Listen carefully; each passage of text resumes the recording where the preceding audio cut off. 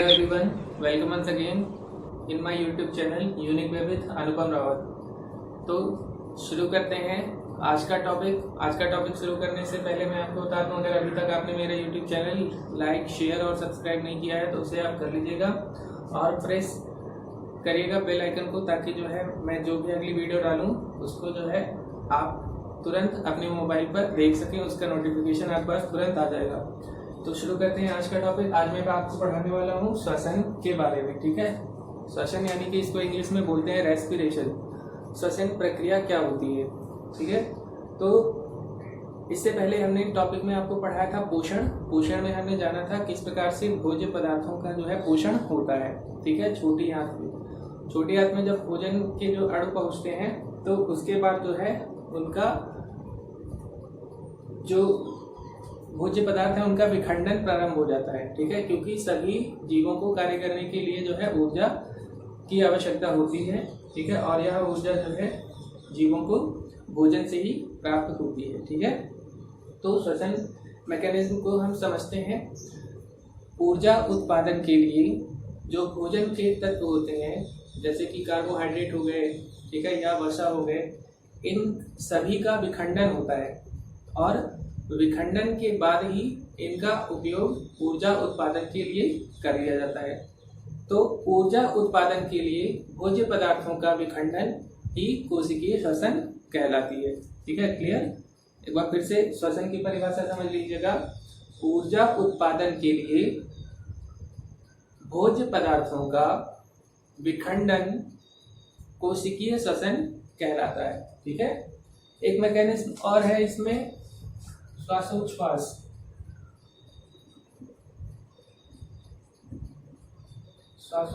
इसे हम बोलते हैं इंग्लिश में ब्रीथिंग। इसको भी समझ लीजिएगा। ब्रीथिंग यानी ब्रीथ है क्या, ब्रीथिंग का मतलब होता है, श्वासोच्छ्वास का मतलब होता है सांस लेना, यानी वायुमंडल में मौजूद वायु को अपने फेफड़ों के अंदर खींचना और फेफड़ों के अंदर भरी वायु को वापस वायुमंडल में छोड़ देने की प्रक्रिया को हम श्वासोच्छ्वास या इंग्लिश में ही इसे हम ब्रीथिंग कहते हैं। ठीक है, श्वसन क्रिया में केवल एक ही गैस की जरूरत होती है और वो क्या है, ऑक्सीजन। ठीक है, आपने पढ़ा भी होगा कि श्वसन क्रिया के लिए ऑक्सीजन गैस अति महत्वपूर्ण है, जो कि वायुमंडल में पाई जाती है और पेड़ पौधे जो है ऑक्सीजन का उत्सर्जन करते हैं। ठीक है, तो ऑक्सीजन जो है महत्वपूर्ण गैस है श्वसन क्रिया के लिए। ठीक है, तो हम श्वसन प्रक्रिया को समझते हैं। ठीक है, जैसा कि मैंने आपको बताया कि ऊर्जा उत्पादन के लिए भोज्य पदार्थों का विखंडन श्वसन कहलाता है। ठीक है, तो भोज्य पदार्थ कौन है, सपोज दैट वो है आपके ग्लूकोज। ठीक है, ग्लूकोज यानी C6H12O6 आपका ग्लूकोज है। ठीक है, इस ग्लूकोज का इसमें जो है 6 कार्बन है। ठीक है, 6 कार्बन इसमें मौजूद है। इनका विखंडन होता है कोशिका द्रव्य में। ठीक है, कोशिका द्रव्य में ग्लूकोज का विखंडन का होता है कोशिका द्रव्य में। तो ये पाइरूवेट प्लस ऊर्जा में सबसे पहले विखंडित होते हैं, जिसमें कि 3 कार्बन मौजूद होती है। ठीक है, 6 कार्बन परमाणु वाले ग्लूकोज का विखंडन कोशिका द्रव्य में 3 कार्बन परमाणु वाले पाइरूवेट में होता है और इस प्रक्रिया में कुछ मात्रा में ऊर्जा उत्पन्न होती है। ठीक है, और इस पाइरूवेट अम्ल का ऑक्सीजन की अनुपस्थिति में विखंडन होता है। ठीक है, ऑक्सीजन की अनुपस्थिति,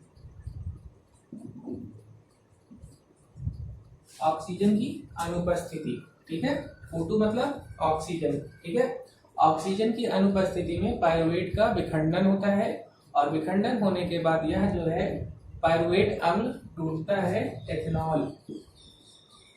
ठीक है, एथेनॉल,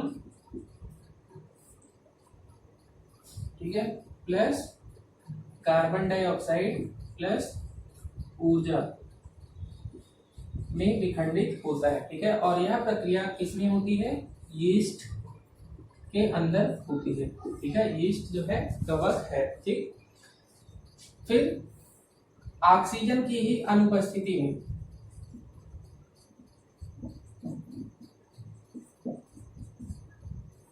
ऑक्सीजन की अनुपस्थिति में इसी पायरुवेट अम्ल का जो है विखंडन हो जाता है लैक्टिक अम्ल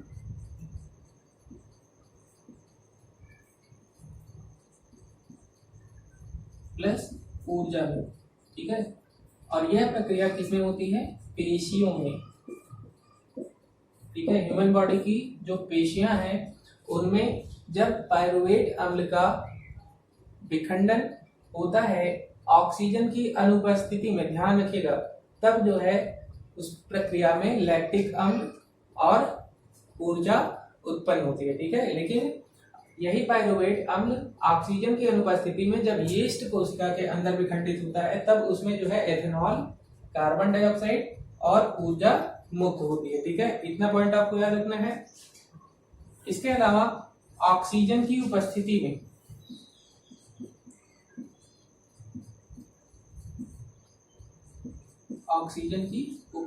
में जो पायरुवेट अम्ल है यह जो है टूटता है कार्बन डाइऑक्साइड, ठीक है। CO2 मतलब कार्बन डाइऑक्साइड, जल, ठीक है, यानी H2O और ऊर्जा, ठीक है, ऊर्जा में टूटता है। और यह प्रक्रिया होती है माइटोकॉन्ड्रिया के अंदर,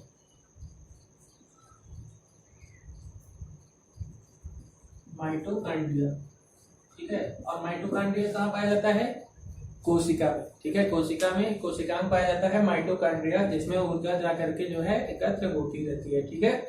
तो जो पोषण प्रक्रिया में ग्लूकोज है इसका कोशिका द्रव में विखंडन होता है 3 कार्बन परमाणु वाले पायरुवेट अम्ल में, ठीक है। और इस प्रक्रिया में कुछ मात्रा में ऊर्जा उत्पन्न होती है जिसको कोशिकीय उपापचय में उपयोग कर लिया जाता है, ठीक है। और यह जो पायरुवेट अम्ल है सरल अणुओं वाले अम्ल में यीस्ट कोशिका के अंदर एथेनॉल में और कार्बन डाइऑक्साइड में टूटता है। इस प्रक्रिया में भी ऊर्जा उत्पन्न होती है।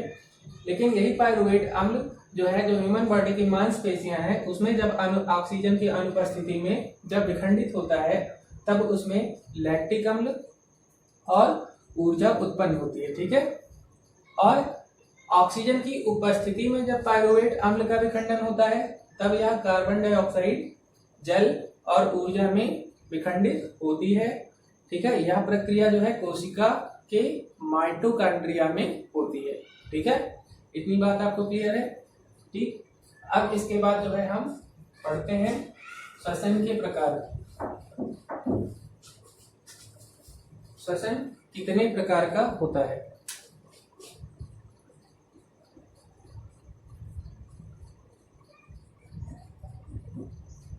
श्वसन के प्रकार,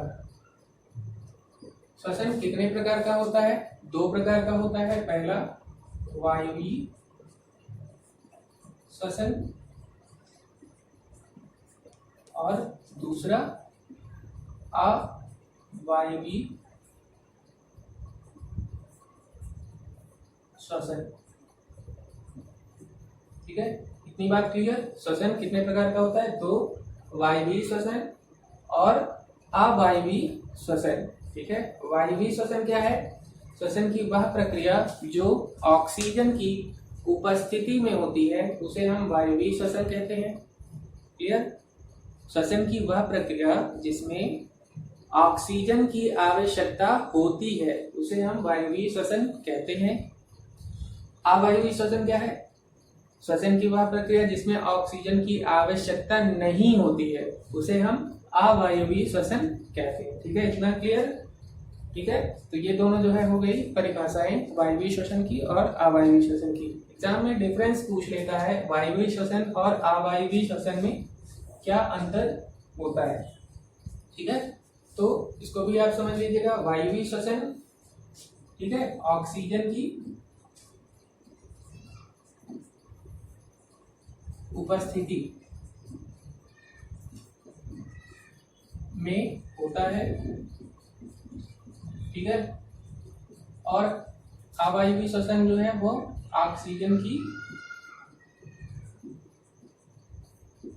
अनुपस्थिति में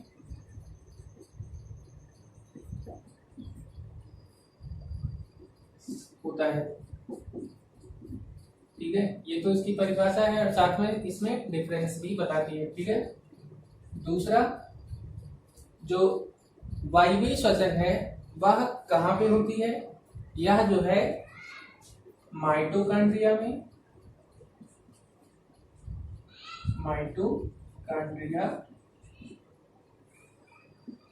माइटोकॉन्ड्रिया में होती है। ठीक है, वायवीय श्वसन माइटोकॉन्ड्रिया में होती है और जो अवायवीय श्वसन होता है वह कोशिका द्रव्य में होता है। ठीक है, ध्यान दीजिएगा इस बात को, कोशिका द्रव्य में होता है। ठीक है, ये पॉइंट हुआ क्लियर, 2 पॉइंट हो गए। ठीक है, एक और पॉइंट इसमें आप याद कर लीजिएगा, जो वायवीय श्वसन होता है इस प्रक्रिया में बहुत अधिक मात्रा में ऊर्जा उत्पन्न होती है। ठीक है, अधिक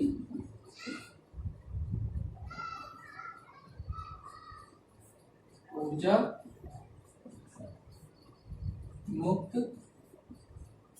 होती है। ठीक है, कितनी? लगभग 36 एटीपी।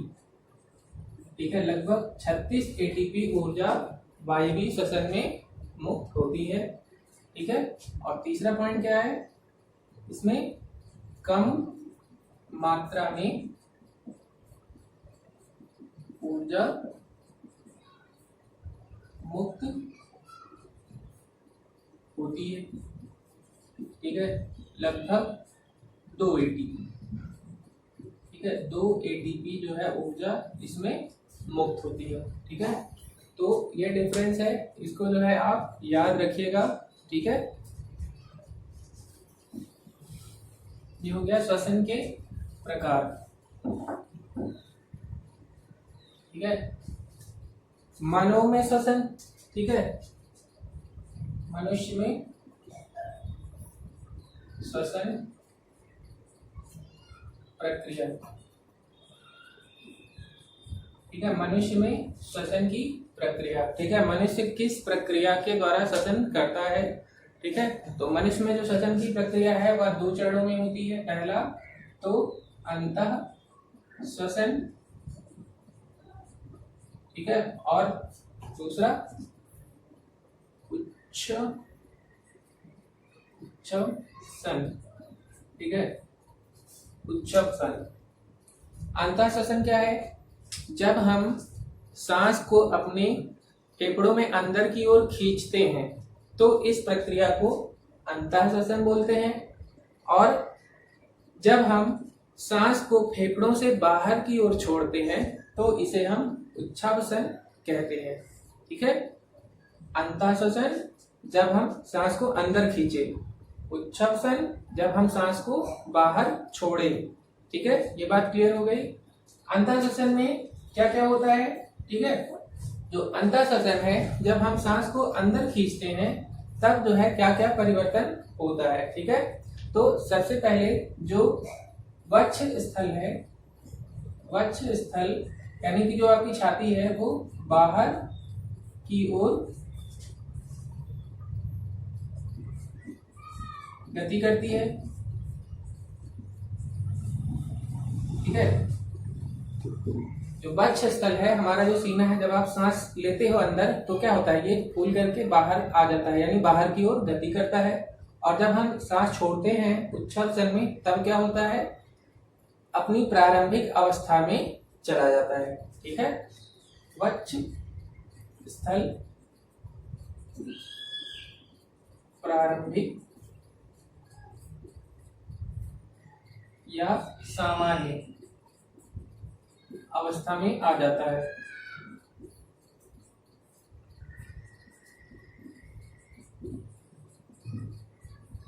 सामान्य अवस्था में आ जाता है।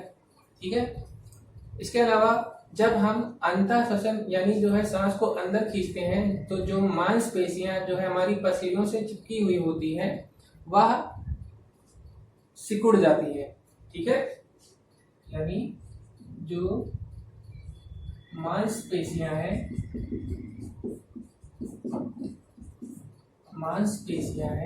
वह मांसपेशियां पसलियों से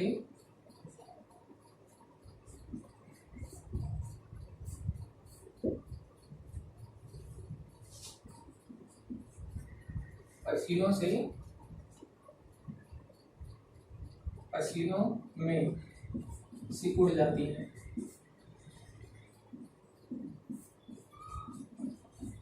ठीक है। और उच्छ्वासन, जब हम जो है सांस को बाहर छोड़ते हैं तो जो मांसपेशियां हमारी जो है पसलियों से जो है सिकुड़ी होती है वो शिथिल हो जाती हैं, ठीक है। मांसपेशियां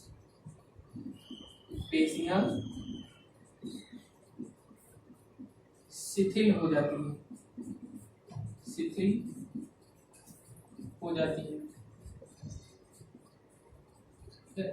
शिथिल होने का क्या मतलब है? सामान्य होना, ठीक है। इसके अलावा अंतःश्वसन, जब हम सांस जब बाहर खींचते हैं तो जो है जो वायु होती है वह फेफड़ों के अंदर भर जाती है, ठीक है। वायु फेफड़ों के अंदर भर जाती है, ठीक है। फेफड़ों में भर जाती है। और उच्छ्वासन में वायु फेफड़ों से बाहर निकलती है, ठीक है। इसके अलावा जो अंतःश्वसन, हम जो है सांस को अंदर खींचते हैं तो अंतःश्वसन क्रिया के दौरान जो हमारे वक्ष गुहा है इसमें वायु का जो दबाव है वह कम हो जाता है, ठीक है। वायु दाब कम हो जाता है, ठीक है। और जब हम जो है उच्छ्वासन यानी सांस को बाहर छोड़ते हैं तो हमारे फेफड़ों के अंदर जो है जो वायु का दबाव होता है वो काफी बढ़ जाता है, ठीक है। वायु दाब बढ़ जाता है, ठीक है। तो क्या पूरी प्रक्रिया होती है मनुष्य में श्वसन के दौरान, ठीक है। तो आप जो है जो टॉपिक आपको जो है नहीं समझ में आ रहा है उसे आप कमेंट सेक्शन में जो है आप मुझसे शेयर कर सकते हैं, ठीक है, या मुझे डायरेक्टली व्हाट्सएप पे मैसेज कर सकते हैं, ठीक है। नोट्स, इसको जो है आप वीडियो को पॉज करके पूरा नोट्स आप लिख सकते हैं, ठीक है।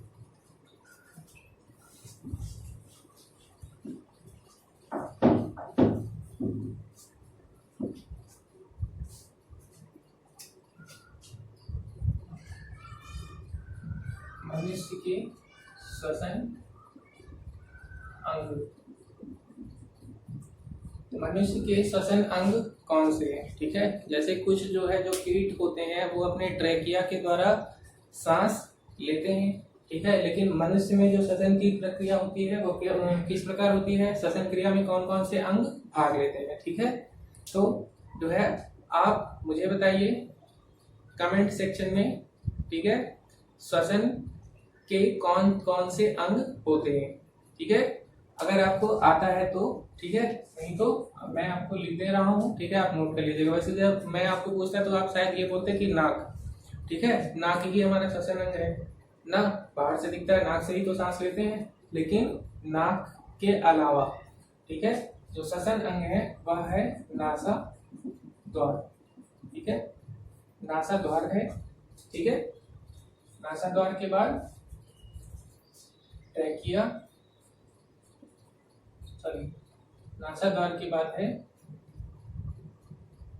कंठ,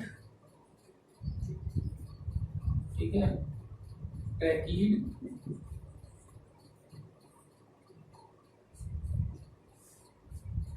श्वसनिकाएं,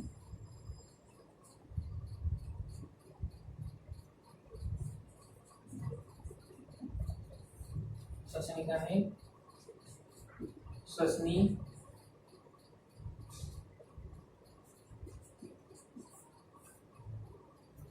श्वासनल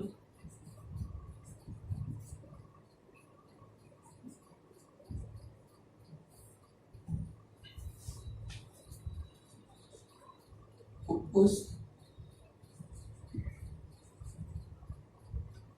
फुफ्फुस फुफ्फुस को बोलते हैं फेफड़ा, ठीक है। इसके अलावा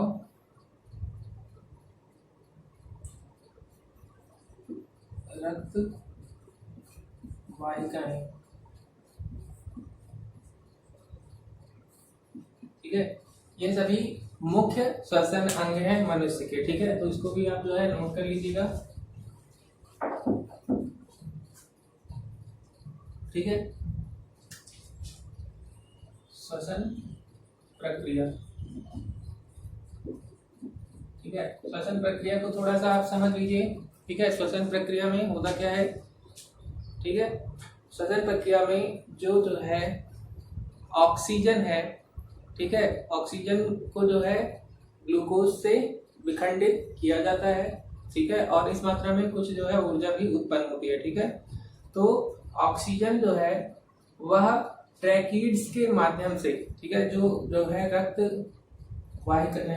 वाहिनियां हैं, इनका काम जो है ऑक्सीजन का परिवहन होता है, ठीक है। इनमें ब्लड बहता रहता है और ऑक्सीजन ही ब्लड से होकर के जो है सभी कोशिकाओं तक पहुंच जाता है, ठीक है। लेकिन प्रारंभिक अवस्था में जो ऑक्सीजन होता है वह जो है ट्रैकिड्स के माध्यम से रक्त कोशिकाओं में यानी ब्लड वेसल्स में पहुंचता है। और रक्त में आपको पता है आरबीसी होती है, ठीक है। आरबीसी यानी रेड ब्लड कार्सेल्स, ठीक है। यह आरबीसीज में हीमोग्लोबिन नामक तत्व पाया जाता है, ठीक है।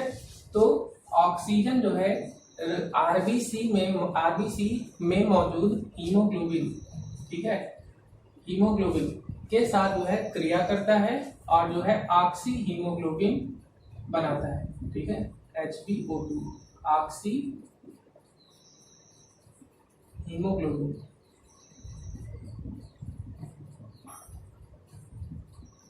ठीक है, ऑक्सी हीमोग्लोबिन बनाता है, ठीक। ये हीमोग्लोबिन है, ये ऑक्सीजन है, ठीक है। दोनों मिलकर के ऑक्सी हीमोग्लोबिन बनाते हैं, ठीक है। और यह ऑक्सी हीमोग्लोबिन जो है रक्त जो है वाहिनियों के द्वारा बहता हुआ शरीर की विभिन्न कोशिकाओं में जहां पर ऊर्जा की आवश्यकता होती है, ऑक्सीजन की आवश्यकता होती है, वहां पे पहुंचा दिया जाता है, ठीक है, संवहन के द्वारा, ठीक है।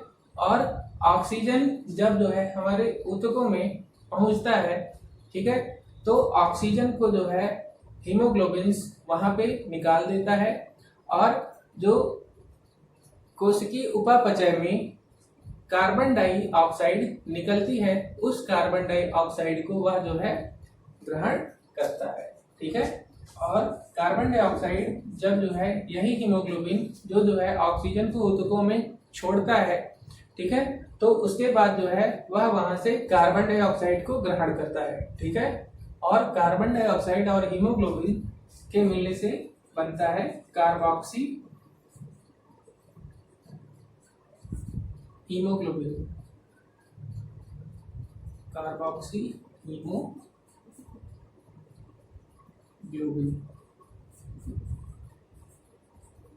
ठीक है, कार्बोक्सी हीमोग्लोबिन, ठीक है। इसको HbCO2 कहते हैं, ठीक है।